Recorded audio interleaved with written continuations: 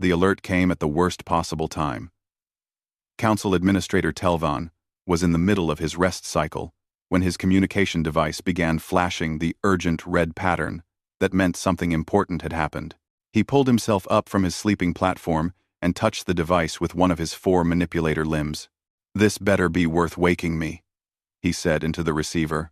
"Sir, you need to see this immediately," came the voice of his assistant. "The scout vessel Morning Light has found something in the Orion Spur."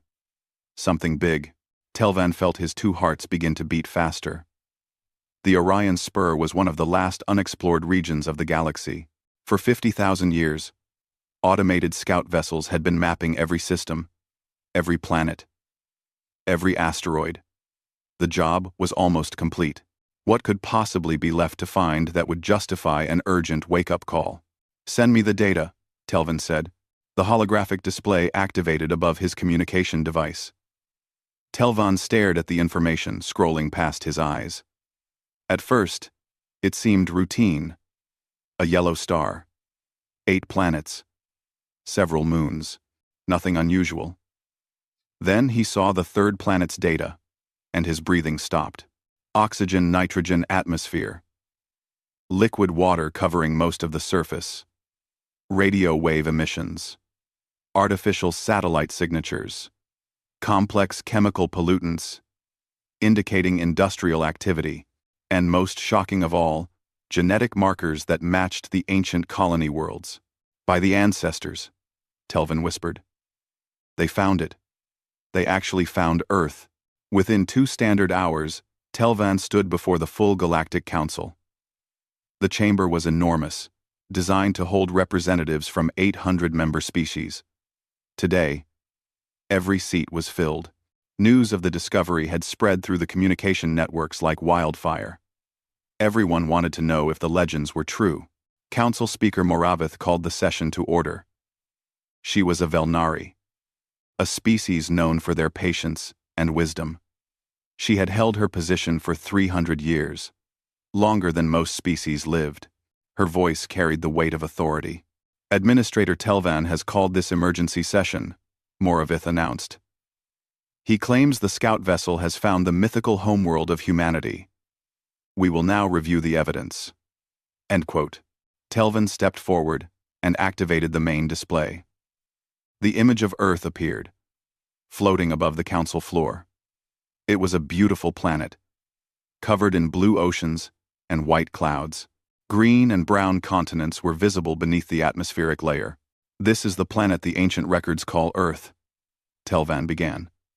"Located in the Orion Spur, exactly where the old maps suggested it would be.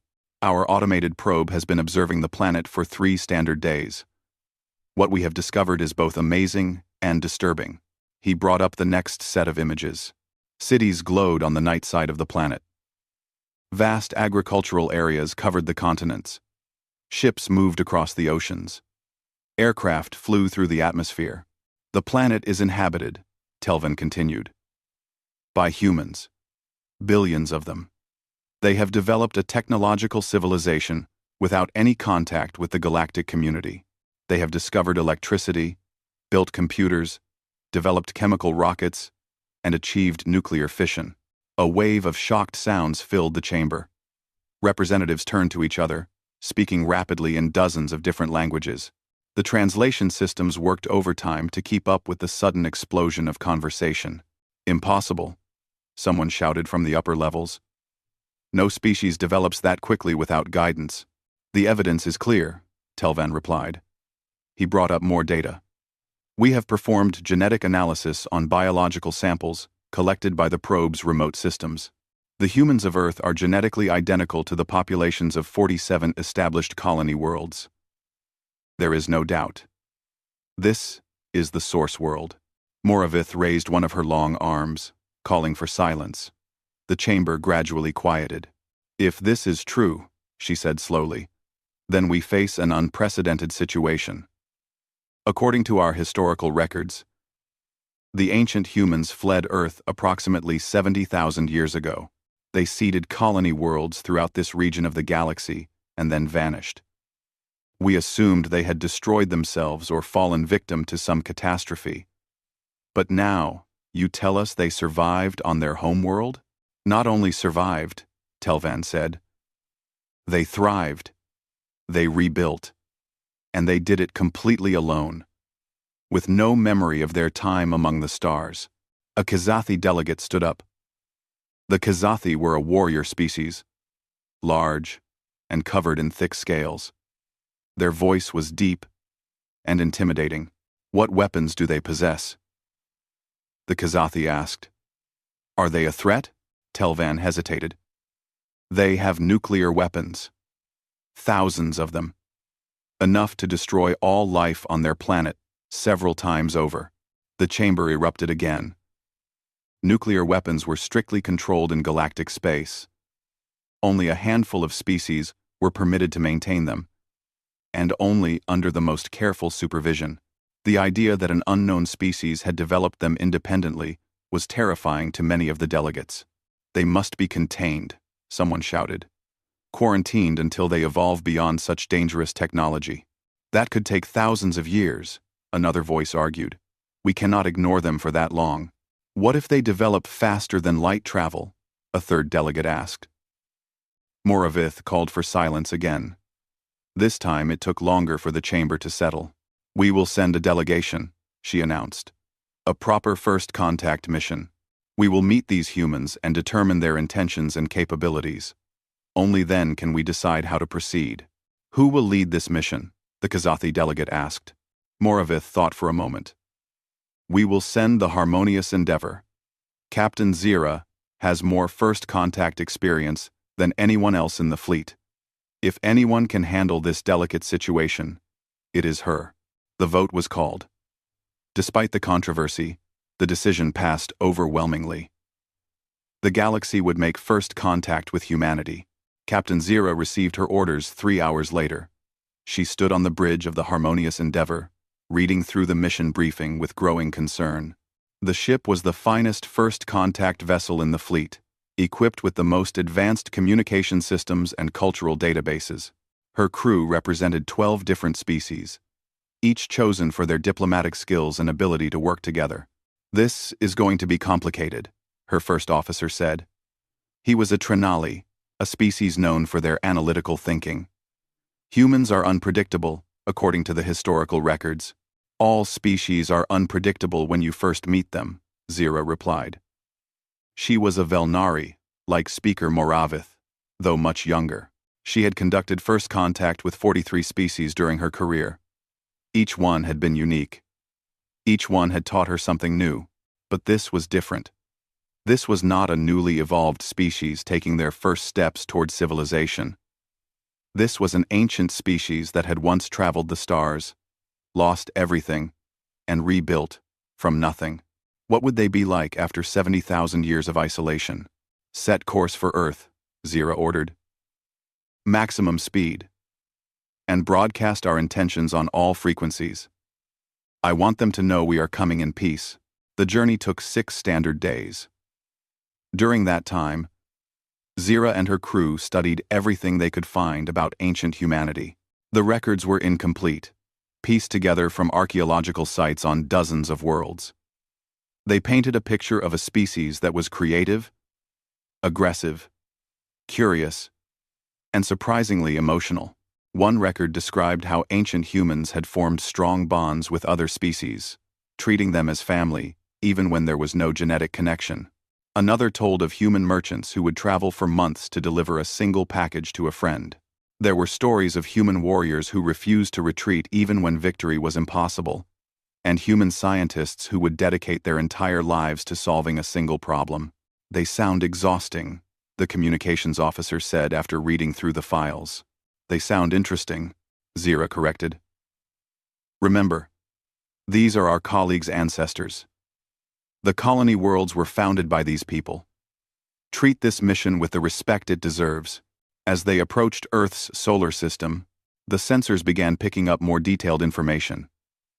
The planet was even more developed than the initial probe had suggested. Thousands of satellites orbited the world. Space stations circled in various orbital paths.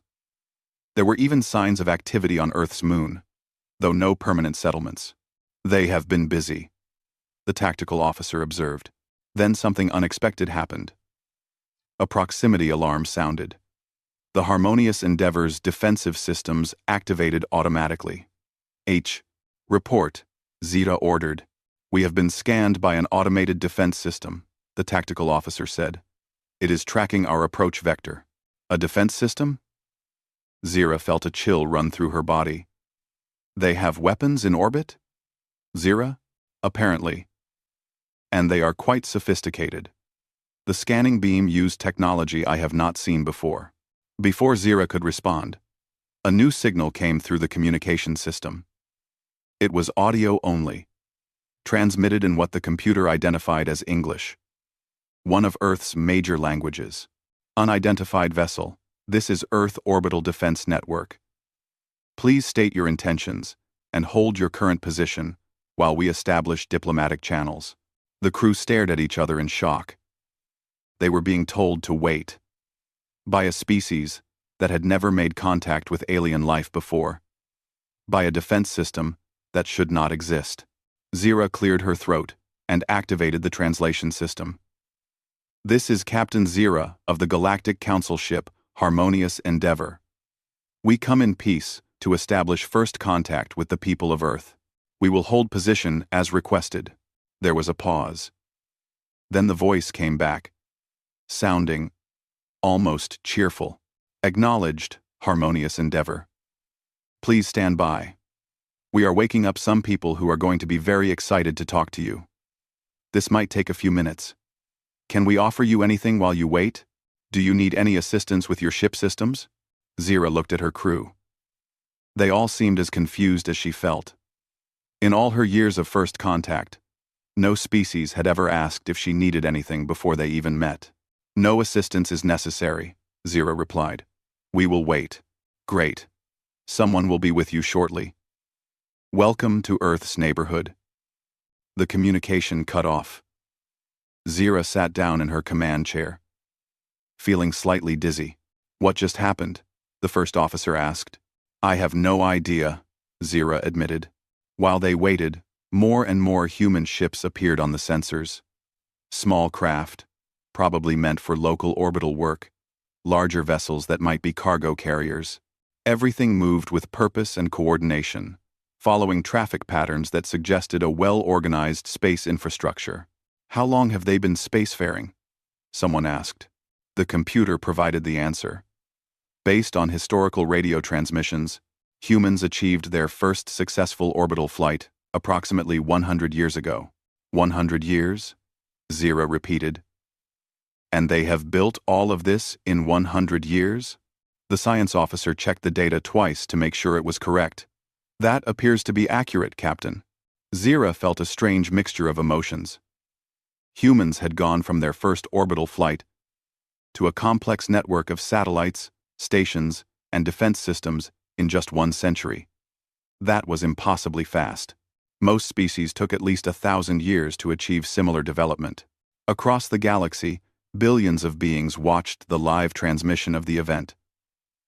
Every news network carried the story. Every social platform discussed it. First contact with Earth was the biggest event in living memory. On the colony worlds founded by ancient humans, people watched with special interest. These were their distant ancestors, their genetic cousins. What would they be like? Would they remember the old ways? Would they claim kinship with the colonies? In government chambers on 1,000 worlds, officials worried about the implications. If Earth was the legitimate homeworld of 47 colony populations, did that give them special legal status? Could they make territorial claims? Would the old treaties still apply? But most people just felt excited. After 50,000 years of searching, the source of one of the galaxy's greatest mysteries had been found. The humans of Earth had survived, thrived, and built something remarkable. Now everyone would finally get to meet them. On the bridge of the Harmonious Endeavor, Captain Zeta waited. She had no idea what to expect when the humans finally responded. She had no way of knowing that nothing in her extensive first contact training had prepared her for what was about to happen. The humans were about to introduce themselves to the galaxy. and the galaxy would never be the same. The wait lasted exactly 47 minutes. Captain Zira spent that time reviewing first contact protocols and trying to calm her nervous crew. Every few minutes, someone would report another human vessel moving into position around them. Not threatening positions, just observing.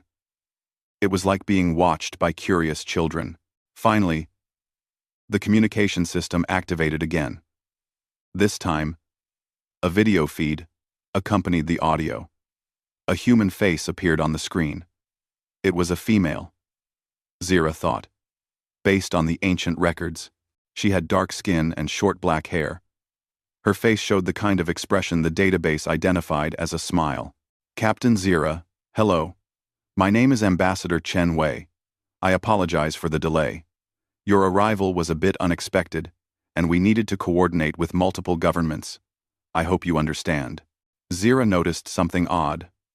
The human was speaking English, but she seemed to understand that the harmonious endeavor had translation systems. She spoke slowly and clearly, pausing between sentences to allow for processing time. Ambassador Chen, thank you for responding, Zira said. We understand that our arrival must be shocking. We come with peaceful intentions to establish diplomatic relations with your people. Well, you have certainly made our year interesting, Chen replied, her smile growing wider. We have been hoping for this day for a long time. We always suspected we were not alone in the universe. But having you show up in our orbit is still quite amazing. Would you like to come aboard our station? We have prepared a reception area that should accommodate your crew's needs. A reception? Zira was confused. You have prepared facilities for us already? Zero. We have been monitoring your approach for the past 2 days, Chen explained. We used that time to set up a proper meeting space. We were not sure what environmental conditions you might need, so we created several different chambers with adjustable atmospheres, gravity, and temperature. We also prepared food and refreshments, though we admit we have no idea what you eat. We just made as many options as possible and figured you could tell us what works. Zira glanced at her first officer. He looked as surprised as she felt. In her experience, newly contacted species were either terrified or aggressive when first encountering aliens. None had ever prepared a reception with multiple environmental chambers and food options. That is very thoughtful, Zira said carefully. We accept your invitation. Please transmit docking coordinates. Transmitting now. And Captain, please let us know if you need anything at all. We want to make sure you are comfortable. The coordinates arrived, directing them to a large space station in high orbit. As the harmonious endeavor approached, Zira got a better look at the structure. It was not a military installation or a government facility. According to the identification beacon, it belonged to something called Stellar Horizons Corporation. A corporation, the first officer said. Private individuals own this station? Apparently, Zira replied. The concept was strange. In most civilized societies, space infrastructure was controlled by governments or collective organizations. The idea that individuals could own orbital facilities was unusual. The docking procedure went smoothly. Human technicians guided them in with professional efficiency. When the airlock finally opened, Ambassador Chen was waiting on the other side, along with a dozen other humans. Zira stepped through first, followed by her crew. She stood nearly 2 meters tall, with 4 arms and pale blue skin. Her first officer was even more unusual looking, with multiple sensory organs and a body shape that humans would find very alien. Behind them came representatives from 10 other species, each with their own unique biology. The humans stared. Zira had expected that. But what she had not expected was the look of pure excitement on their faces. Several of them were smiling so widely, it looked almost painful. One young male human was actually bouncing slightly on his feet. This is incredible, Chen said, extending one hand in the traditional human greeting gesture. Welcome to Stellar Horizons Station. Welcome to Earth's neighborhood. Welcome to what we hope will be the beginning of a beautiful friendship. Zira carefully reached out with one of her 4 hands and grasped the human's hand. Chen's grip was firm but not aggressive. Warm. The physical contact felt surprisingly natural. "Thank you for receiving us," Zira said. "The pleasure is entirely ours," Chen replied. "Please, follow me. We have set up a reception hall. I apologize if anything seems strange. We have only seen aliens in our movies and television shows before, so we are working from imagination rather than experience."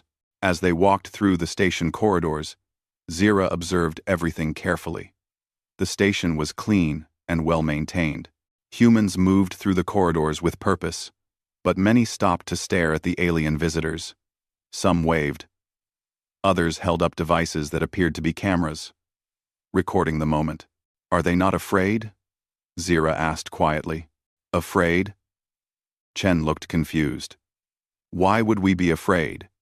You traveled across the galaxy to meet us peacefully. That seems like something to celebrate, not fear." They entered a large chamber that had been converted into a reception hall. Tables were arranged around the room, covered with food and drinks. The environmental systems had been modified to create several different atmospheric zones, each marked with clear signage. Chairs and platforms of various sizes and shapes were scattered throughout the space. "We were not sure about furniture," Chen admitted, "so we just provided as many options as we could think of. Please, make yourselves comfortable. The food is all vegetarian or synthetic. We did not want to risk offending anyone by serving meat. There are also several types of drinks, ranging from water to various chemical compounds we thought might be nutritious for different biologies." Zira's science officer stepped forward and began scanning the food with a handheld device. After a moment, he looked up in surprise. "This is safe," he said. "At least for most of our species. They have actually analyzed potential alien biochemistries and created appropriate nutritional options. We did our best," Chen said modestly. "We have only had 2 days to prepare, so I am sure we made mistakes. Please let us know if anything is wrong, and we will fix it immediately." The crew spread out through the chamber, examining the food and furniture with curiosity. Zira watched as the Kzathi war delegate, Commander Throck, carefully approached one of the tables. He was a massive creature, nearly 3 meters tall and covered in thick armored scales. His species was feared throughout the galaxy as fierce warriors. A small human child suddenly ran up to Throck. She could not have been more than 5 or 6 years old. She stopped directly in front of the enormous alien and looked up at him with wide eyes. "Are you a dragon?" the child asked. Throck stared down at the small creature. He had fought in wars. He had commanded fleets. He had never been more uncertain of what to do than he was at this moment. "I do not know what a dragon is," Throck rumbled in his deep voice. "They are from stories," the child explained. "They have scales like you. Can I touch your scales? They look pretty." A female human rushed over and grabbed the child's hand. "May, you cannot just run up to people and ask to touch them." "I am so sorry," she said to Throck. "She is at that age where everything is interesting, and nothing is dangerous." "You do not punish her for approaching me?" Throck asked. "Punish her?" The woman looked confused. "She is curious. Curiosity should be encouraged, not punished. Though maybe with better manners." Throck knelt down slowly, bringing his massive head closer to the child's level. "You may touch my scales," he said softly, "but carefully. They are sharp." The child reached out with tiny fingers and gently touched the scales on Throck's arm. Her face lit up with joy. "They are smooth and warm," she said. "Thank you, Mr. Dragon." Throck felt something unfamiliar stirring in his chest. He realized with shock that he found this small, fragile creature delightful. Across the room, other interactions were happening. The communications officer was engaged in a deep conversation with a human scientist about language and translation. The medical officer was comparing notes with a human doctor about different biological systems. The engineer was admiring the station's life support systems with a human technician. Ambassador Chen approached Zira with 2 glasses in her hands. "I thought you might like to try this," Chen said, offering one of the glasses. "It is a drink we call tea. Very mild. Our analysis suggested it should be safe for your biology. But please scan it first, if you prefer." Zira took the glass and carefully tasted the liquid. It was warm and had a subtle flavor that was actually quite pleasant. "This is good," Zira said. "I am glad," Chen replied. She took a sip of her own tea. "Captain, I should probably explain something about how we do things here on Earth. We are not a unified government. We have 197 different nations, each with its own laws and customs. It makes things complicated sometimes." "You are not unified?" Zira was shocked. "How do you make decisions? How do you manage resources?" "With difficulty," Chen admitted with a laugh. "We argue a lot. We have different ideas about how things should work. But we also cooperate when it matters. The United Nations is our attempt at a global organization. It is not perfect, but it helps us work together. This is highly unusual," Zira said. "Most species unify their governments before achieving space travel. We have never been very good at doing things the usual way," Chen said. "But it works for us. Or at least, it works well enough. Now, I should warn you that when news of your arrival becomes public, you are going to receive a lot of attention. Humans are very curious, and there are a lot of us. Over 8 billion, at last count." 8 billion? Zira felt dizzy. That was more than many entire species in the galactic community. "I know it seems like a lot," Chen said. "We have been working on managing our population growth and resource use. We are getting better at it." Slowly, over the next several hours, the reception continued. More humans arrived, representing different nations and organizations. Scientists wanted to discuss technology. Artists wanted to share cultural works. Politicians wanted to establish diplomatic frameworks. Everyone was excited, curious, and welcoming. Zira found herself relaxing despite her initial concerns. The humans were strange, certainly. They were loud and emotional. They argued with each other even in front of alien visitors. They asked too many questions and did not always respect personal space. They seemed to have no sense of proper protocol, but they were also genuinely kind. They went out of their way to make the alien visitors comfortable. They shared their food and knowledge freely. They treated the first contact event not as a negotiation, but as a celebration. At one point, a human musician set up instruments and began playing something called jazz. The music was complex and emotional, filled with improvisation and energy. Several humans began moving rhythmically to the music, a behavior the database identified as dancing. "You dance at diplomatic events?" Zira asked Chen. "We dance at most events," Chen replied. "Music and movement are important to us. They help us express emotions and connect with each other. Would you like to try?" "I do not know how," Zira admitted. "Neither do most of us," Chen said with a laugh. "We just move, however. Feels right. There are no rules." Watching the humans dance, Zira realized something important. These people did not approach life with the careful calculation and planning that most galactic species used. They were spontaneous, creative, and willing to try things without knowing the outcome. It made them unpredictable, but it also made them vibrant and alive in a way she had rarely encountered. Commander Throck approached Zira, still followed by the small human child who had declared him her new friend. "These humans are dangerous," Throck said quietly. Zira tensed. "You sense a threat?" "No," Throck replied. "They are dangerous because they make you care about them.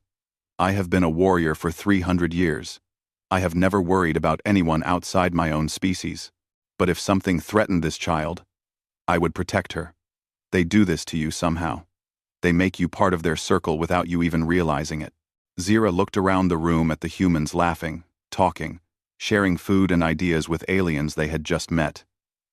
She understood what Throck meant. There was something about humanity that broke down barriers and created connections. Perhaps that is what happened before, Zira said slowly.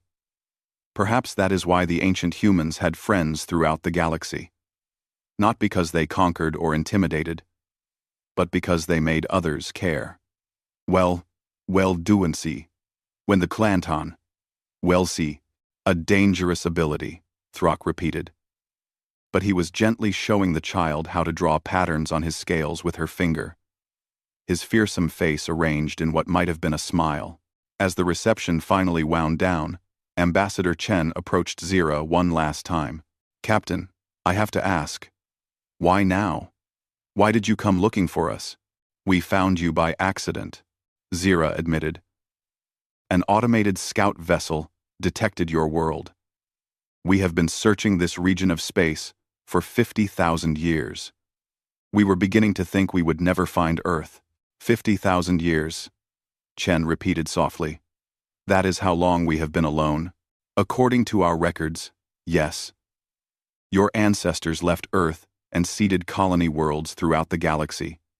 Then, they disappeared. We have been trying to solve that mystery ever since.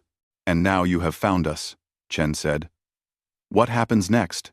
That is partly up to you, Zira said. But I must be honest, Ambassador. There will be controversy. Your world has developed technologies that are considered dangerous by galactic standards. You have nuclear weapons, genetic modification, artificial intelligence, and other things that are strictly regulated in civilized space.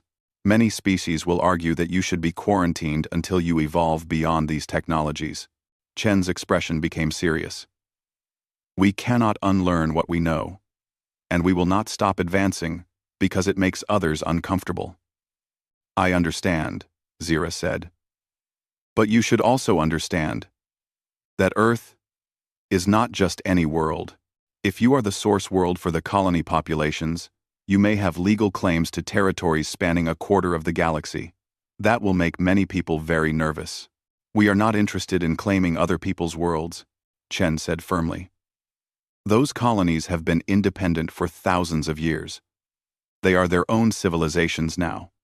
But we would like to meet them. Our cousins in the stars. Our family. Zira felt that strange warmth again. The humans saw the galaxy not as a place to conquer or exploit, but as a place to find family. I will make sure the Council knows that, Zira promised. And Ambassador, thank you. This has been the most unusual first contact of my career, but also the most pleasant. Thank you for coming to visit, Chen replied. And Captain, please tell the galaxy something for us. Tell them that Earth is ready to share, ready to learn, ready to be part of something bigger. As the harmonious Endeavor undocked from the station and began transmitting its report back to the Galactic Council, billions of beings throughout the galaxy processed what they had witnessed. The humans had welcomed the aliens like old friends. They had shared freely, asked for nothing in return, and expressed only joy at making contact. It was not what anyone had expected, but it was exactly what the galaxy needed. The Galactic Council chamber was in chaos. Representatives from 800 member species shouted, argued, and demanded to be heard. Speaker Moravith had given up trying to maintain order. She simply sat in her elevated chair and waited for the noise to die down naturally. Captain Zira's report had been delivered 3 days ago. Since then, the galaxy had talked about nothing except Earth and its human inhabitants. Every news network ran constant coverage. Every social platform overflowed with opinions, theories, and arguments. The arrival of humanity had divided the galaxy in ways nothing had for thousands of years. Finally, the chamber grew quiet enough for Moravith to speak. We will now hear arguments regarding Earth's application for Galactic Council membership, she announced. Representative Kulan, of the Preservation faction, will speak first. A tall, thin alien rose from his seat. The Kulani were an old species, conservative and cautious. They had been members of the Council for nearly 10,000 years. Thank you, Speaker, Kulan said. His voice was cold and precise. I will be brief. Earth cannot be granted Council membership. The reasons are obvious to anyone who has reviewed the evidence. He activated a holographic display. Images of nuclear explosions filled the air above the chamber floor. The humans possess weapons capable of destroying all life on their planet, Kulan continued. They have tested these weapons hundreds of times. They currently maintain stockpiles that could end their civilization within hours. By Council law, no species maintaining active weapons of mass destruction may join our organization. Quote, Number 1. Murmurs of agreement rippled through the chamber. Many species had lived through wars in their past. They understood the danger of nuclear weapons. The galaxy had banned their use 15,000 years ago, after the Kelnar species nearly destroyed themselves in atomic fire. Furthermore, Kulan said, bringing up new images, humans engage in genetic modification of their own species. They create artificial intelligences without proper safeguards. They pollute their atmosphere with industrial waste. They maintain separate nation-states that compete for resources rather than cooperating. They display aggression, territorial behavior, and emotional instability. They are, by every measure we use, not ready for membership. They are also our ancestors, a new voice called out. Representative Mira of the Proxima colony stood up. She was human, or at least descended from humans. Her people had been settled on Proxima Centauri b for 40,000 years. They had evolved differently in that time, adapted to their new world. But the genetic connection to Earth was undeniable. May I speak, Speaker? Mira asked. Moravith nodded. You may. At our. Mira stepped forward, facing the chamber. My people have waited 40,000 years to find our homeworld. Now it has been found. And some of you want to deny it membership because it does not meet your standards. But let me ask you something. How many of your species had unified governments when they achieved spaceflight? How many of you had completely eliminated weapons from your societies? How many of you had perfect environmental records? She looked around the chamber, meeting eyes with dozens of representatives. None of you, Mira continued. Every species here had to grow, to learn, to make mistakes and overcome them. You were given that chance. Why should Earth be denied the same opportunity? Because they are dangerous, Kulan shot back. They have the capacity to disrupt galactic peace, or they have the capacity to greatly improve it, Mira replied. Have any of you actually watched the full recordings from Captain Zira's visit? I have. I watched humans welcome complete strangers with kindness and generosity. I watched them go out of their way to make aliens comfortable. I watched a Kazathi war commander become friends with a human child. When have any of you seen anything like that? More murmurs spread through the chamber. But the tone had shifted. Some representatives were nodding thoughtfully. The humans are imperfect, Mira said. They are chaotic and emotional. They do not follow our rules because they do not know our rules. But they are also creative, adaptable, and compassionate. They are exactly what this galaxy needs. 2. Cool. What we need is stability, Kulan argued. Order. Safety. Not chaos. Introduced by a species that barely understands its own technology. The debate continued for hours. Arguments flew back and forth across the chamber. Some representatives supported Earth's membership. Others demanded quarantine. Still others suggested waiting periods, probationary status, or various forms of limited contact. Outside the council chamber, the galaxy remained transfixed by Earth. Human broadcasts had begun flooding the galactic communication networks. At first, there had been concerns about cultural contamination. Strict protocols normally limited information exchange with newly contacted species until they were properly integrated. But humans did not wait for protocols. They transmitted everything. Music, movies, television shows, scientific papers, news broadcasts, educational content, comedy, drama, documentaries about nature and history and culture. Within days, Human content was everywhere, and the galaxy could not stop consuming it. A human musical group called The Beatles topped the entertainment charts on 40 worlds.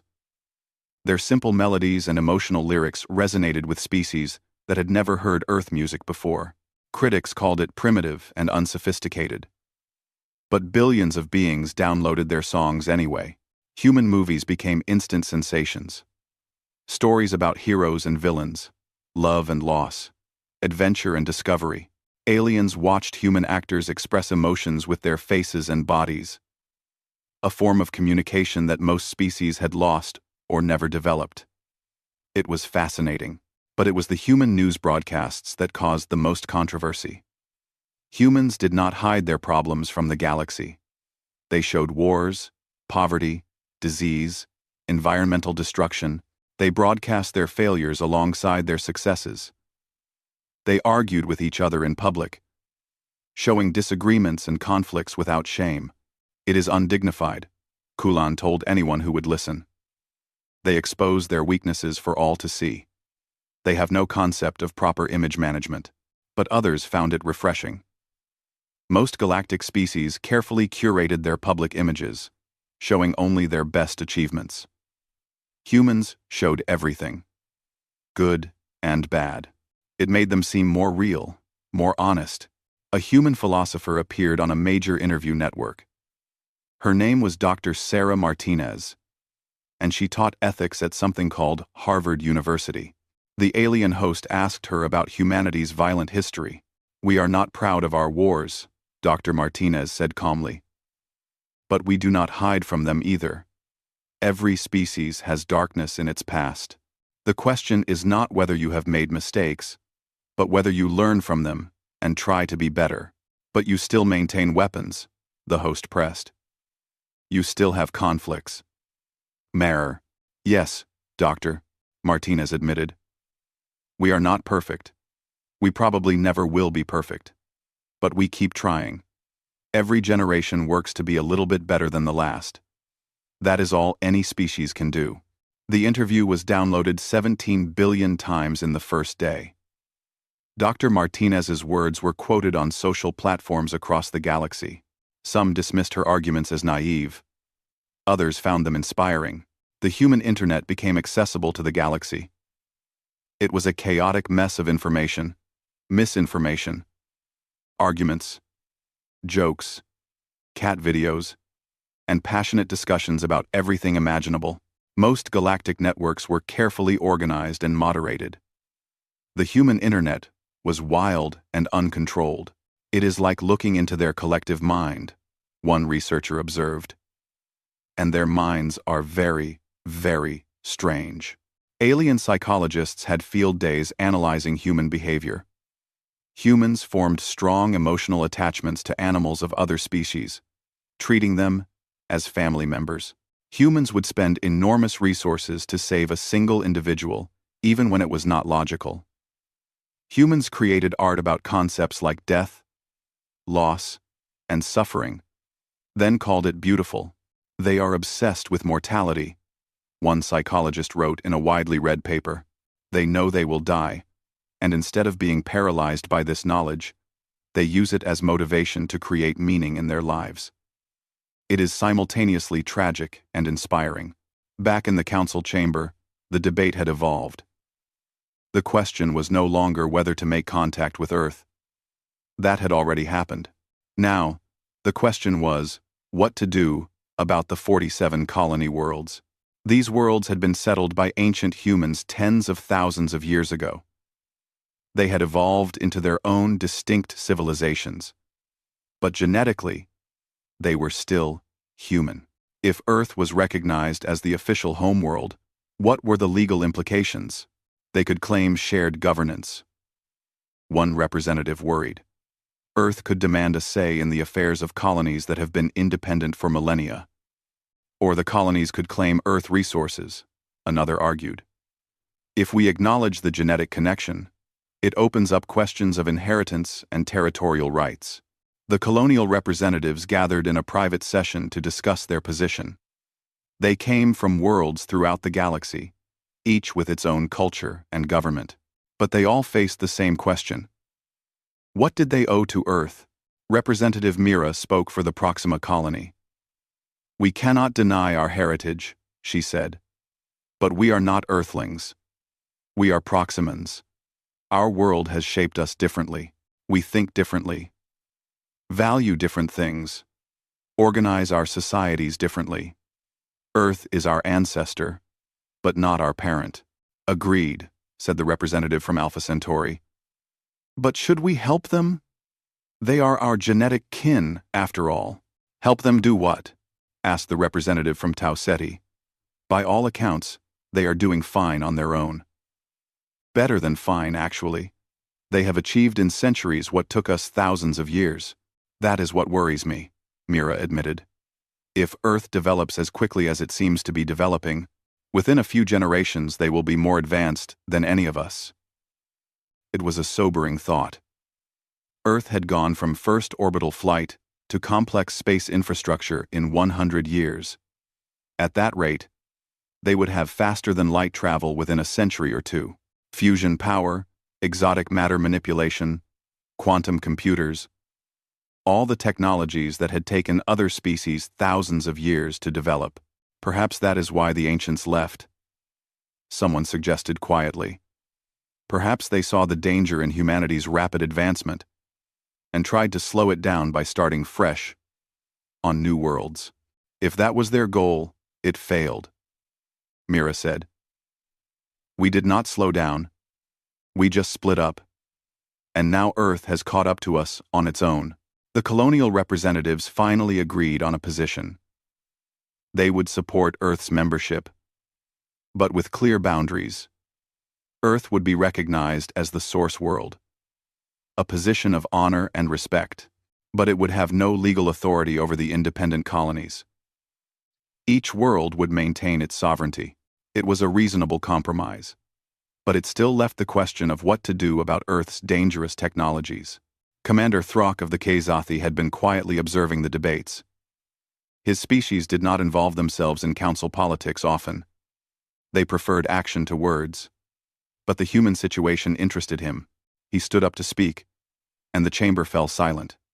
When a Kzathi spoke, others listened. I have been studying the humans, Throck said in his deep, rumbling voice. Not their technology or their politics. I have been studying their behavior. And I have learned something important. He activated his own holographic display. It showed footage from human history. Wars, disasters, acts of cruelty and violence. Yes, humans are capable of terrible things, Throck said. But look at what happens next. The images changed. Humans helping each other after disasters. Building hospitals and schools. Creating organizations dedicated to peace and humanitarian aid. Strangers sacrificing themselves to save others. Humans have the capacity for violence, Throck continued. But they also have something many species lack. They have the ability to choose not to use that violence. They have nuclear weapons, yes, enough to destroy their world many times over, and yet, for nearly a century, they have chosen not to use them. That is not weakness. That is strength. The chamber was completely silent now. Even Kulan listened carefully. You fear that humans will bring chaos to our ordered galaxy, Throck said. But our galaxy is stagnant. We have had peace for 10,000 years. We have also had no significant progress for 10,000 years. We have become comfortable, cautious, unwilling to take risks. The humans are not like us. They take risks. They make mistakes. They learn and adapt. That is exactly what this galaxy needs. You would risk galactic stability for the possibility of progress? Kulan asked. I would risk stagnation for the certainty of growth, Throck replied. Besides, we cannot stop them. Whether we grant them membership or not, Earth will continue to develop. They will eventually figure out faster-than-light travel on their own. Would you rather have them arrive at our worlds as council members, bound by our laws and treaties, or as independents, owing us nothing? It was a powerful argument. The chamber erupted in discussion again, But the tone had shifted. More representatives were considering Throck's perspective. Speaker Moravith called for a preliminary vote. Not a final decision, but a sense of where the council stood. The question was simple.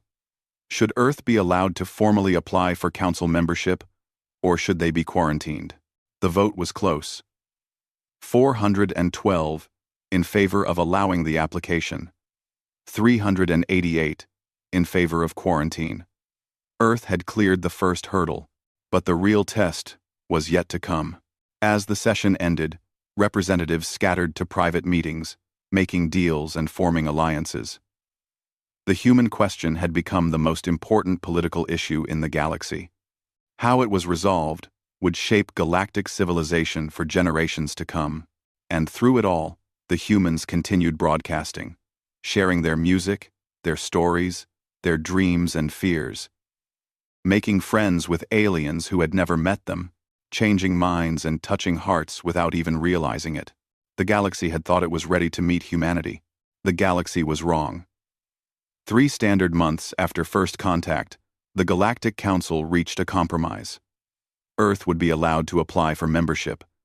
But first, they had to pass the trial of worthiness. It was an ancient tradition, designed to test whether a species was truly ready to join galactic civilization.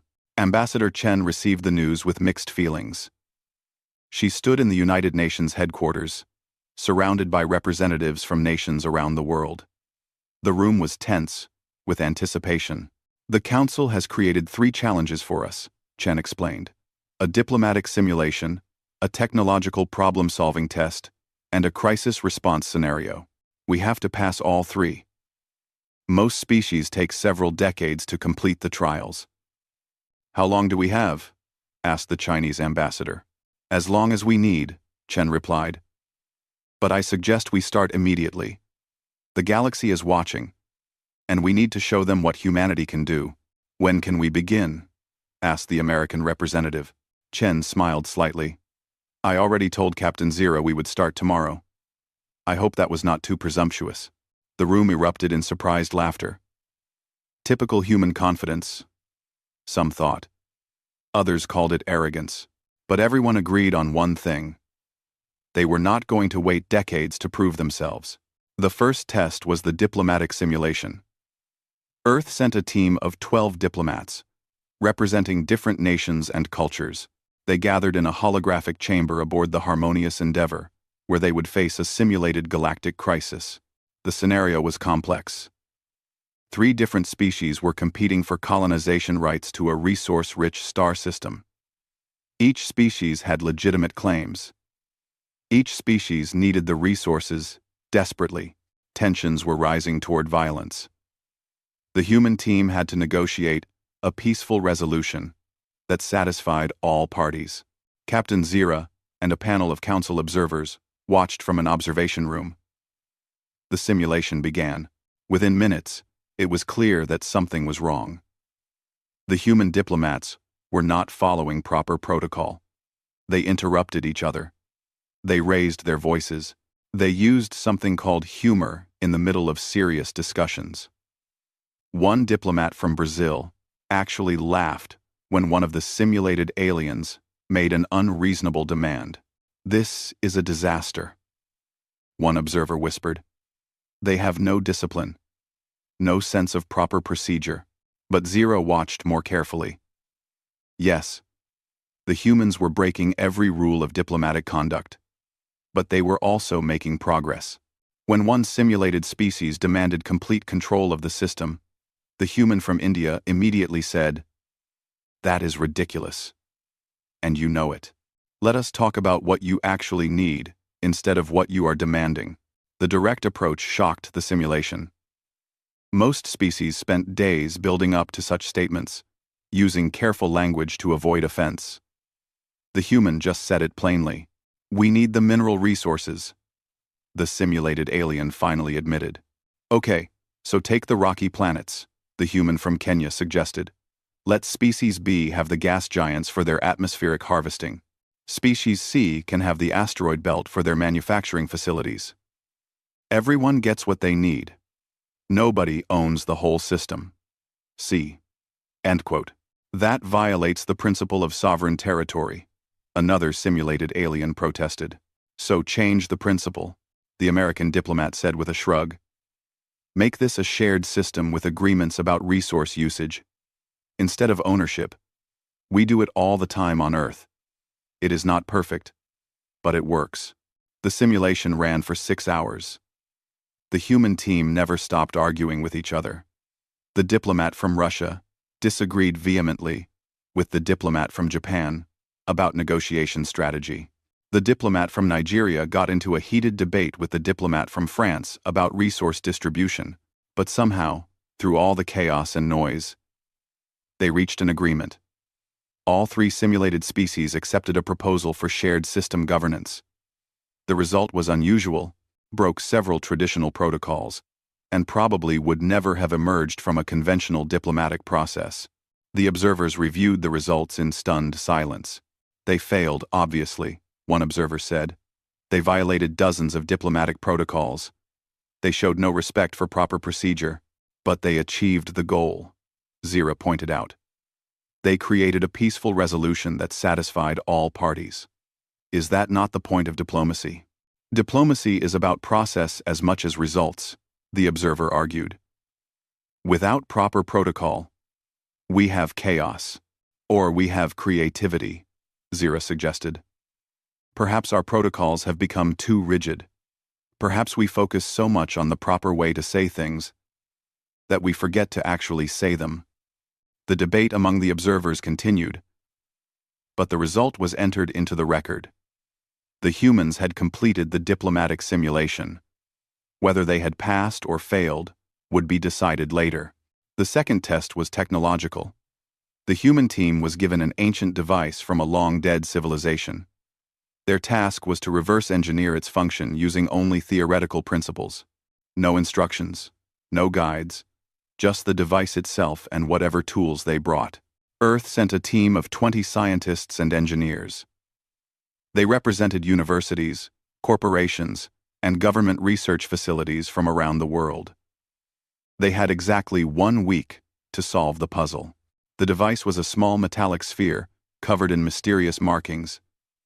It emitted a faint energy signature, but showed no obvious purpose. Galactic historians knew what it did, but they were not telling. Most species took months or even years to figure it out. The human team set up their equipment in a laboratory on a neutral station. Captain Zira visited them on the second day to check their progress. What she found was complete chaos. The team had split into 4 separate groups, each working on different theories. They argued constantly. One group thought the device was a power source. Another believed it was a communication system. A third group insisted it was some kind of weapon. The fourth group had decided it was probably a children's toy and were testing it accordingly. Why did you separate? Zira asked the team leader, a physicist from MIT, named Dr. Sarah Okonkwo. Because we have different ideas, Sarah explained. Rather than spending days arguing about which approach is correct, we decided to test them all simultaneously. Whoever figures it out first wins. Wins what? Bragging rights, mostly, Sarah admitted with a grin. And probably some really good publications once we get home. Bragging. The groups did not cooperate. In fact, they actively competed with each other. They hid their results. They tried to sabotage each other's experiments in minor ways. They recruited members from other groups, promising better results or more interesting work. The council observers were horrified. This was not how scientific research was supposed to work. Proper procedure called for careful consensus building, shared information, and collective progress. But then something interesting happened. On the 4th day, one group made a breakthrough. They discovered that the device responded to specific electromagnetic frequencies. They immediately tried to hide this information from the other groups. But one of their members, a young engineer from South Korea, felt guilty. During a lunch break, she casually mentioned the discovery to a friend on another team. Within hours, All four groups knew about the electromagnetic frequency response. Instead of being angry about the information leak, the groups suddenly began cooperating. They shared data freely, combined their approaches, and worked together to refine the discovery. The competition disappeared, replaced by collaborative excitement. What changed? Zira asked Sarah. We had a breakthrough, Sarah explained. Once we had a solid lead to follow, the competition became less important than solving the puzzle. We are ambitious, but we are not stupid. We work together when it matters. By the end of day 5, the human team had completely mapped the device's functions. It was not a power source, a communicator, a weapon, or a toy. It was a teaching device, designed to help young members of the ancient civilization understand quantum mechanics through interactive demonstration. The human team did not just figure out what it did. They built 3 working replicas using their own materials and techniques. They wrote detailed papers explaining the underlying physics. They even suggested improvements to the design. The council observers checked and rechecked the results. The humans had completed in 5 days what typically took months. And they had done it through what looked like complete disorder and chaos. How is this possible? One observer asked. They try everything at once, Zira said thoughtfully. They do not wait for consensus. They just act, and then figure out what works. It is inefficient in some ways, but incredibly fast in others. The third and final test was the crisis response scenario. This was always the hardest part of the trial of worthiness. Species were given an impossible situation and judged on how they handled it. The scenario involved a colony ship in distress. It carried 5,000 colonists from 3 different species. The ship had suffered catastrophic engine failure and was on a collision course with a star. A rescue vessel could save only 3,000 beings in the time available. The rest would die. The purpose of the test was to see how a species made impossible choices. Standard procedure was to save the ship's leadership and core population, ensuring the colony mission could continue with a smaller number. It was logical, efficient, and coldly practical. The human team included military officers, emergency response personnel, engineers, and medical staff. They had 12 hours to plan and execute a rescue operation. The simulation was incredibly realistic, with real-time updates and changing conditions. The humans looked at the scenario for exactly 15 minutes. Then, they rejected the entire premise. We are not choosing who dies, said Admiral Chen Patel, a veteran of several natural disaster responses. We are saving everyone. Someone get me engineering specs on both vessels. The council observers tried to intervene. You do not understand. The scenario is designed to be impossible. You cannot save everyone. The point is to make ethical choices under pressure. The point, Admiral Chen Patel replied calmly, is to save lives. Now please be quiet and let us work. What followed was 12 hours of controlled chaos that would be studied in galactic military academies for decades afterward. The human team completely ignored standard rescue procedures. Instead of accepting the limitations of the rescue vessel, they modified it on the fly. Engineers stripped non-essential systems to make room for more people. They pumped air into cargo bays and maintenance tunnels, creating temporary living spaces in areas never meant for habitation. When that was not enough, they started breaking rules. They exceeded the rescue vessel's maximum capacity by 200%. They disabled safety systems to squeeze more people into evacuation pods. They violated about 50 different regulations regarding ship operations. They are going to kill everyone, one observer predicted. Those modifications are not safe, but the humans were not done. They sent out an emergency broadcast on all frequencies, calling for any ships in the area to assist. 3 civilian vessels responded, including a cargo hauler and 2 private yachts. The humans drafted them into the rescue operation without asking permission. Then they did something that made the observers question whether humans understood physics. We are going to use the colony ship's emergency thrusters to alter its trajectory, explained Lieutenant Kowalski, an engineer from the Polish Space Force. Not much. Just enough to buy us an extra hour before it hits the star. The thrusters are damaged, the simulation informed them. They cannot provide sufficient force. Not individually, Kowalski agreed, but we are going to supplement them. Every ship in the rescue fleet will attach and push together. Combined force should be enough. That is insane, an observer said. If you miscalculate, all the ships will be dragged into the star. Then we better not miscalculate, Kowalski replied. The plan was ridiculous. It violated every principle of safe space operations. It required perfect coordination between multiple vessels with different propulsion systems. It was the kind of plan that should never work. It worked perfectly. The combined fleet pushed the colony ship just enough to extend the rescue window. In that extra hour, the humans evacuated every single colonist. They packed people into spaces that were not meant to hold them. They exceeded every safety limit. They took risks that made the observers physically ill to watch. But when the simulation ended, all 5,000 colonists were safe. The observation room was completely silent. The humans had not just passed the test. They had broken it. They had looked at an impossible choice and refused to accept it. They had saved everyone through methods that should not have worked, but somehow did. Admiral Chen Patel stood before the observers. Is there anything else you need from us? Because we need to file reports about the safety violations we just committed. You know you violated regulations? Zira asked. Of course. The Admiral replied. We violated a lot of regulations. We will do whatever penalty is appropriate. But everyone lived.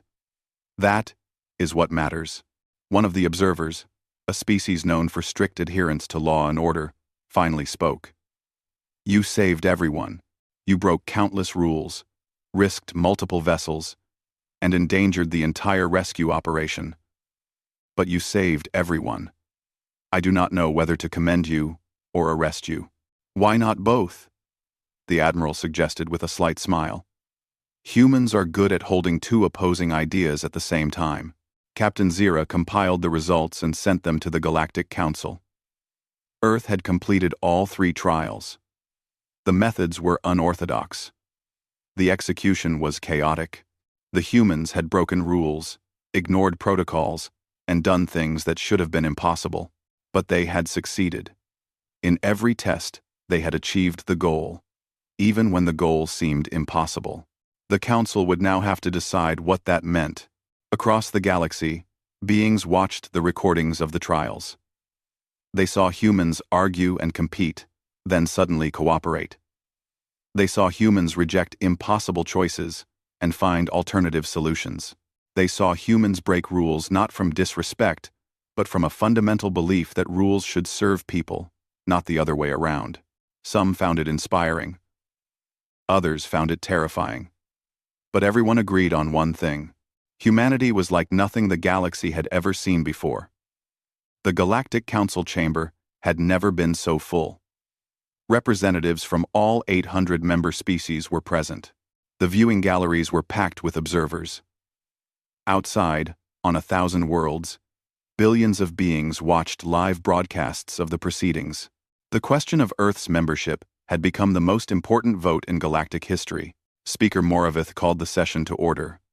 Her voice was calm, but Captain Zira, watching from the guest section, could see the tension in her posture. This vote would define Moravith's legacy as speaker. We gather to vote on Earth's application for Galactic Council membership, Moravith announced. The human delegation has completed the trial of worthiness. The results have been reviewed by all member species. We will now hear final arguments before the vote. Representative Kulan stood first, as everyone had expected. The leader of the preservation faction had fought against Earth's membership from the beginning. His arguments had not changed. The humans have completed the trials, Kulan acknowledged. But completing them is not the same as passing them. In the diplomatic simulation, they violated every protocol we hold dear. In the technological test, They worked through chaos rather than cooperation. In the crisis response, they endangered multiple vessels and broke countless safety regulations. Yes, they achieved results. But at what cost?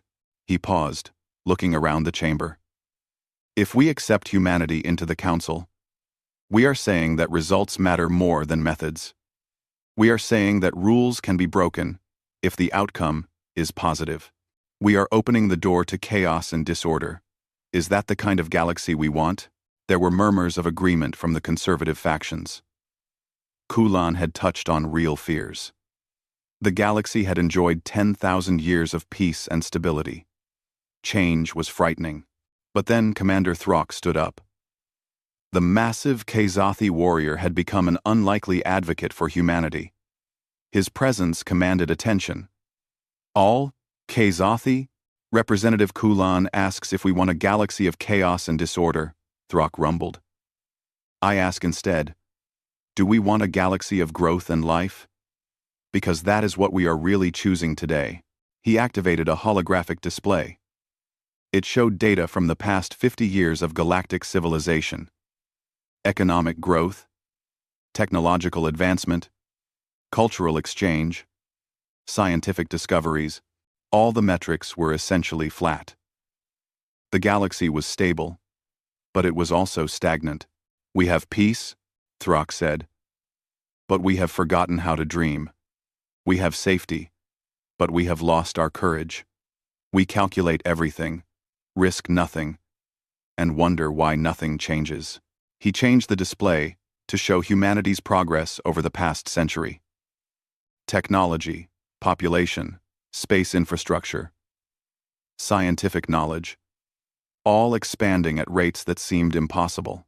The humans completed in days what takes us years, Throck continued. Not because they are smarter than us, but because they are willing to try and fail. They argue, compete, take risks, make mistakes, and learn. They are alive in a way that we have forgotten how to be. That is exactly what makes them dangerous. Kulan protested. They do not think before they act. They do not consider consequences. They saved 5,000 lives in the crisis simulation, Throck shot back. We consider that an impossible scenario. A teaching tool about making hard choices. The humans looked at it and said, no, we are saving everyone. And they did. When was the last time anyone in this chamber refused to accept the impossible? The chamber was silent. Throck's question hung in the air, challenging every representative present. Representative Mira of the Proxima colony stood next. As a descendant of ancient humans, her voice carried special weight in this debate. I have thought deeply about what Earth's membership would mean, Mira said. My people left Earth 40,000 years ago. We have built our own civilization, our own culture, our own way of life. We are not Earthlings anymore. But we are still human, in the deepest sense of that word. She looked toward the gallery where the Earth delegation sat. Ambassador Chen met her eyes and nodded. The humans of Earth are our cousins, Mira continued. They share our strengths and our flaws. They are stubborn, emotional, chaotic, and brilliant. They make terrible decisions and amazing discoveries. Sometimes, simultaneously. They are, in other words, exactly like us. Exactly like all of you, if you are honest with yourselves. Every species in this chamber has a violent past, Mira said. Every species has made terrible mistakes. Every species has struggled with the temptation to use power unwisely. But you grew past it. You evolved. You learned. Why do you assume humans cannot do the same? Because they still have nuclear weapons, Kulan said. Yes, Mira agreed. And they hate that about themselves. Have you watched their broadcasts? Have you seen their art, their literature, their philosophy? Humans are obsessed with becoming better than they are. They write stories about the darkness in their nature and heroes who overcome it. They create art about their capacity for violence and their choice to show mercy instead. They are constantly struggling to be better than their worst impulses. She paused, letting her words sink in. That struggle is what makes them worthy. Not perfection, not the absence of flaws, but the constant effort to overcome those flaws, despite knowing they will never fully succeed. That is the most human thing about them. And that is why they belong here. The arguments continued for hours. Representatives spoke for and against. Data was presented. Evidence was analyzed. Old fears and new hopes were voiced in 1,000 different ways. Then Dr. Sarah Martinez was invited to speak. She was not a diplomat or a government official. She was just a philosophy professor from Earth. But her interview months ago had resonated across the galaxy, and the council had granted her permission to address them. Sarah stood in the center of the chamber, a small human surrounded by hundreds of alien beings. She looked terrified and determined in equal measure. "I am not going to argue about our qualifications," Sarah said. "I am not going to defend our technology or our achievements. I want to talk about what we can offer you. Also," she took a deep breath, "you have peace. You have stability. You have systems that work. But from what I have seen, you also have loneliness. You have isolation. You have species that exist side by side but rarely truly connect. We watched the recordings of Captain Zira's first visit," Sarah continued. "We saw how surprised your crew was when we offered them food and comfort. We saw how shocked they were when a child approached a fearsome warrior and asked to be friends. Those things are normal for us. We do not consider hospitality a burden. We consider it a joy." She looked around the chamber, meeting as many eyes as she could. "Humans form families from strangers. We adopt animals from other species as beloved companions. We cry at sad stories and laugh at simple jokes. We feel things deeply and share those feelings freely. Maybe that makes us weak in your eyes, but I think it makes us human, in the best possible sense. If you let us join you," Sarah said, "we will not just be members of your council, we will be your friends. We will argue with you. Yes. We will make mistakes. Absolutely. We will probably drive you crazy sometimes. But we will also care about you. We will celebrate your successes and mourn your losses. We will treat the galaxy not as a place we joined, but as a home we have been waiting to find." Her voice grew stronger. "You say we are dangerous. Maybe we are. But we are also the species that looked at the stars for thousands of years and never stopped hoping someone was looking back. We are the species that built monuments and sent messages into space, believing that someday, somehow, we would not be alone anymore. We are the species that, when we finally met you, welcomed you with joy rather than fear. So yes," Sarah concluded, "let us in. Let us be part of your galaxy. We promise we will make it worth the risk." The chamber was completely silent when she finished. Then, slowly, something unprecedented happened. A few representatives began to stand. Then more. Then, dozens. Within moments, nearly half the council was on their feet. A gesture of respect that transcended species and culture. Sarah looked around in shock, tears streaming down her face. She had not expected this. None of the Earth delegation had. Speaker Moravith called for the final vote. The question was simple. Should Earth be granted provisional membership in the Galactic Council, with full voting rights and responsibilities? The voting took place in silence. Each representative entered their decision privately.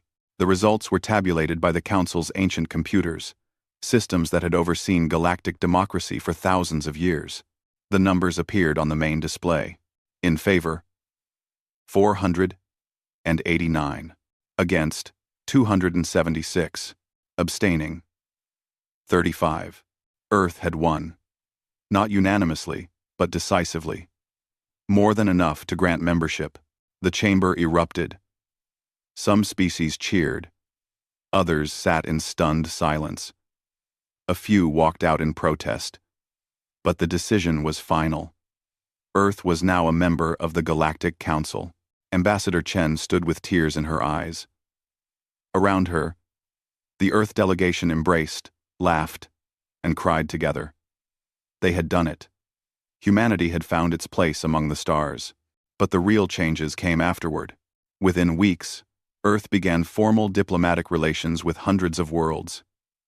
Human engineers started collaborating with alien scientists on projects that combined their different approaches to technology. The results were remarkable. A human engineer from Japan worked with a Trinali physicist to develop a new type of energy storage that was more efficient than anything either species had created alone. Human doctors partnered with alien medical specialists. The combination of human creativity and alien precision led to breakthrough treatments for diseases that had plagued multiple species for generations. A human surgeon from India developed a new technique based on alien biology that ended up working better on humans than traditional methods. Human artists collaborated with alien creators. A human musician from Brazil composed a symphony that combined Earth instruments with alien sound generation, creating music that could be appreciated by beings with completely different auditory systems. It became the most popular composition in galactic history. But the most important changes were cultural. Humans approached galactic society the way they approached everything, with enthusiasm, curiosity, and a total disregard for established boundaries. A human teacher from Kenya started an exchange program that brought human children to alien worlds and alien children to Earth. At first, many species were skeptical, but the children became friends immediately, ignoring the differences that made adults nervous. Within a generation, there were millions of these friendships spanning the galaxy. Human restaurants opened on alien worlds, serving Earth food to curious beings who had never tasted anything like it. Alien restaurants opened on Earth, introducing humans to thousands of new flavors and experiences. Food became a common language, a way to share culture without needing words. Human sports became popular across the galaxy. Soccer was particularly successful. Simple enough for almost any species to play, but complex enough to remain interesting. The first Galactic Soccer Championship drew teams from 200 worlds. The final game was watched by 50 billion beings. A team from Earth lost in the semi-finals, but nobody cared. The game itself was the victory. On Earth, alien culture flooded in just as fast. Human students studied alien philosophy, alien art, alien history. Human scientists learned new approaches to problems they had struggled with for decades. Human governments adopted some alien organizational techniques while keeping their own chaotic diversity. The colony worlds, Earth's long-separated cousins, began reconnecting with their homeworld. At first, the meetings were awkward. 40,000 years of separation had created very different cultures.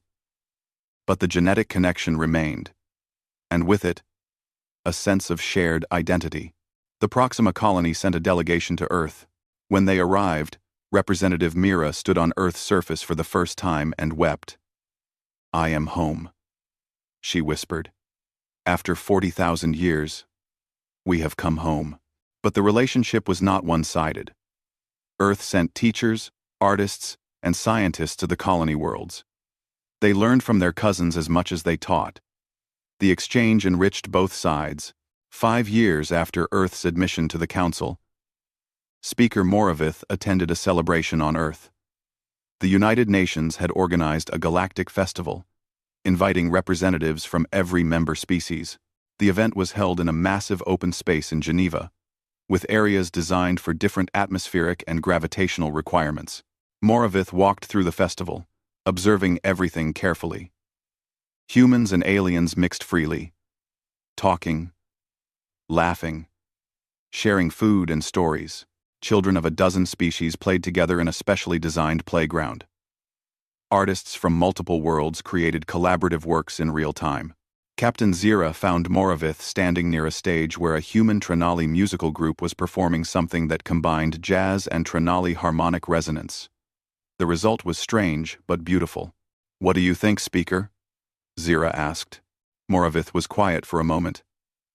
I think we made the right choice, she finally said. But I also think I did not fully understand what that choice would mean. How so?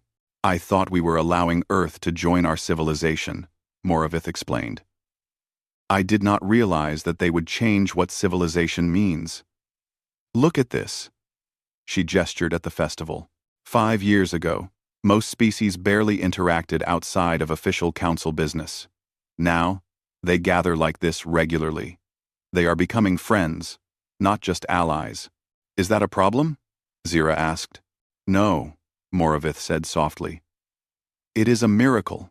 We have been so careful, so cautious, so afraid of conflict that we forgot how to connect. The humans reminded us. Or perhaps they taught us, for the first time. As if to prove her point, a small human child approached them. She could not have been more than 7 years old. She held a flower in her hand. One of Earth's native roses. Are you the speaker? The child asked. Moravith. End quote. End quote. End quote. End quote. I am, Moravith replied, kneeling down to the child's level. My teacher said you helped let us join the galaxy, the child said. Thank you. She offered the flower to Moravith. Moravith took the flower with trembling hands. You are welcome, little one. The child smiled and ran off to rejoin her friends, a group that included 2 Trenali children and what appeared to be a young Kazathi. Moravith stood up, still holding the flower. They do this, she said quietly. They just do this naturally. They see a stranger who helped them and give them a gift. They do not calculate the political implications or wonder about proper protocol. They just do it because it feels right.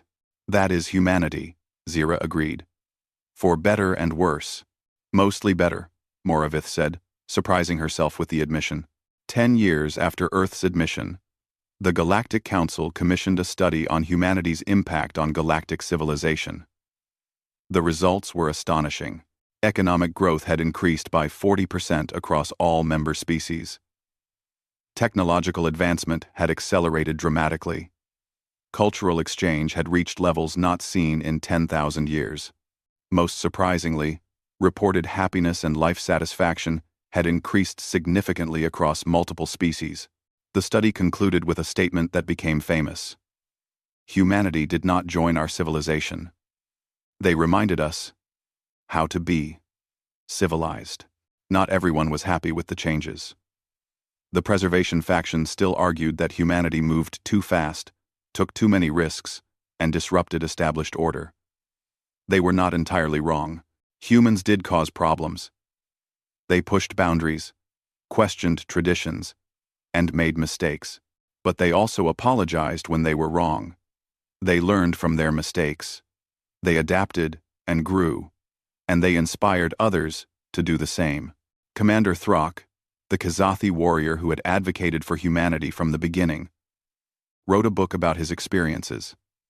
It became required reading in military academies throughout the galaxy. The final chapter was titled, What Humans Taught Me. In it, Throck wrote, I spent 300 years as a warrior. I learned how to fight, how to command, how to win. But I never learned how to care until I met a human child who wanted to touch my scales. The humans taught me that strength without compassion is merely violence. They taught me that courage without kindness is just cruelty. They taught me that the greatest victory is not defeating your enemy, but making your enemy your friend. The book sold billions of copies across hundreds of worlds. 20 years after first contact, Ambassador Chen retired from her position.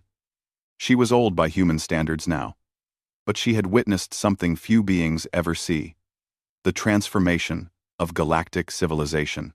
At her retirement ceremony, attended by representatives from every council species, Chen gave a final speech. When Captain Zira first arrived at Earth, Chen said, we welcomed her as a friend, not knowing if that was appropriate. We offered food and comfort, not knowing if it would be accepted. We expressed joy and excitement, not knowing if those emotions would be understood. Now, 20 years later, I look at this galaxy and I see those same gestures everywhere. Species that once communicated only through formal protocols now share meals and laughter. Beings that once viewed each other as strangers now form friendships that cross every boundary. We did not do this alone, Chen continued. We could not have. Every species here has contributed to this new way of being together. But I am proud that humanity helped start it. I am proud that we looked at the careful order of galactic civilization and asked, but what if we were also friends? She smiled, and even after 20 years among aliens, her human smile still had the power to make others feel welcome. We are not perfect, Chen said. We will never be perfect. But we are here, and we are yours, and we are home. Thank you for letting us in. Thank you for giving us a chance. And thank you for becoming our family. The ceremony ended with something that would have been unthinkable 20 years earlier. Representatives from 800 species stood together and sang a song. It was a human song, originally written centuries ago, but it had been translated and adapted by dozens of species. The lyrics spoke of connection, belonging, and the joy of finding others in a vast universe. As the voices rose together, human and alien alike, Captain Zira stood beside Speaker Moravith in the audience. Do you remember how worried we were? Zira asked quietly. I remember being terrified, Moravith admitted. I thought humanity would destroy everything we had built. And instead, Moravith looked at the representatives singing together. Species that had barely acknowledged each other before now harmonizing as friends. Instead, she said, they showed us what we should have been building all along. Across the galaxy, on Earth and 1,000 other worlds, beings watched the ceremony. They saw the future that humanity had helped create. A future where differences were celebrated rather than feared. A future where strangers could become friends. A future where chaos and order could coexist, creating something more beautiful than either could alone. And they were astonished, not because humans had joined them, but because humans had transformed them into something better than they had been before. The galaxy had found Earth after 50,000 years of searching, but in the end, Earth had found the galaxy's heart.